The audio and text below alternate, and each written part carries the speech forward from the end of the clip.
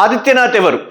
BJP ముఖ్యమంత్రి యోగి ఆదిత్యనాథ్ గారు కాదు, ఆదిత్యనాథ్ దాస్. గతంలో ఆంధ్రాలో ఐఏఎస్ అధికారి.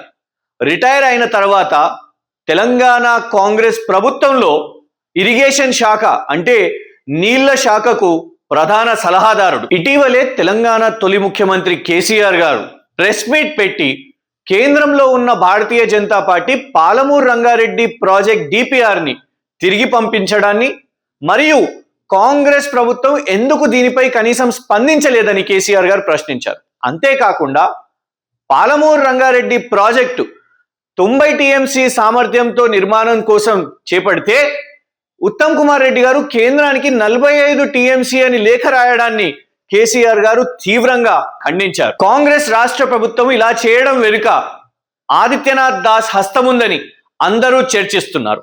అసలు ఎవరి ఆదిత్యనాథ్ దాస్? ఆంధ్రప్రదేశ్ రాష్ట్ర విభజన అనంతరం తెలంగాణ రాష్ట్రం ఏర్పడ్డ తర్వాత 2015లో ఆంధ్రప్రదేశ్ ముఖ్యమంత్రి చంద్రబాబు నాయుడు ప్రభుత్వంలో ఇరిగేషన్ శాఖ ప్రిన్సిపల్ సెక్రటరీగా ఉన్న అధికారి ఆదిత్యనాథ్ దాస్ ఎవరో కాదు, పాలమూరు రంగారెడ్డి ప్రాజెక్టును ఆపివేయాలని కేంద్రానికి ఫిర్యాదు చేసిన అధికారి. 2015 సంవత్సరంలో ఆదిత్యనాథ్ దాస్ కేంద్రానికి కేసీఆర్ గారి ప్రభుత్వం Krishna river management board guide lines ని ఉల్లంఘిస్తూ కొత్త ప్రాజెక్టులు నిర్మాణిస్తున్నారని, పాలమూరు రంగారెడ్డి ఒక కొత్త ప్రాజెక్ట్ అని ఫిర్యాదు చేశారు.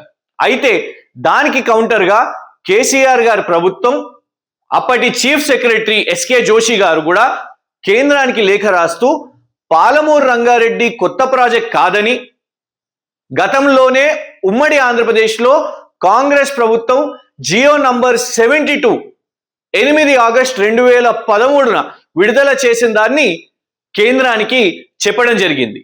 ఇంతేకాకుండా గతంలో కాంగ్రెస్ నాయకుడు యూపీఏ ప్రభుత్వం ఉన్నప్పుడు రాహుల్ గాంధీ గారు మహబూబ్ నగర్ గడ్డ మీద పాలమూరు ప్రజలకు సభలో జాతీయ హోదా పాలమూరు రంగారెడ్డి ప్రాజెక్ట్ కి ఇచ్చే బాధ్యత యూపీఏ ప్రభుత్వాన్ని హామీ ఇచ్చారు. परमाणु लिफ्ट इरिगेशन स्कीम्स है उनको हम नेशनल प्रोजेक्ट बनाएंगे और परमाणु लिफ्ट इरिगेशन स्कीम्स है उनको हम नेशनल प्रोजेक्ट बनाएंगे. దాని తర్వాత సాక్షాత్తు ప్రధానమంత్రి నరేంద్ర మోదీ గారు ఎందుకు కాంగ్రెస్ ప్రభుత్వం 10 సంవత్సరాలు ప్రభుత్వంలో ఉండి కూడా పాలమూరు రంగారెడ్డి ప్రాజెక్ట్ ని పూర్తి చేయలేదు, కాంగ్రెస్ ప్రభుత్వం నిద్రపోతుందా అని నరేంద్ర మోదీ గారు అప్పటి కాంగ్రెస్ ప్రభుత్వాన్ని అదే పాలమూరు గడ్డలో ప్రశ్నించారు.